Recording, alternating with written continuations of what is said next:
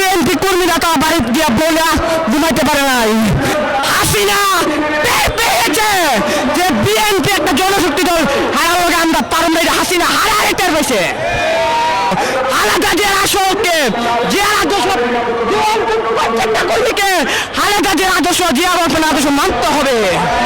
16-17 বছর বাংলাদেশের বিএনপি কর্মী শ্রমিক নেতাগুলোকে বাংলাদেশে কোনো হাসপাতালে চিকিৎসা পায় নাই। বাংলাদেশে কোনো হাসপাতাল যদি তারা চিকিৎসার জন্য গেছে, স্বৈরাচারের লেজ গুড়া নীল গুলা বইগুলা আক্রমণ করেছে।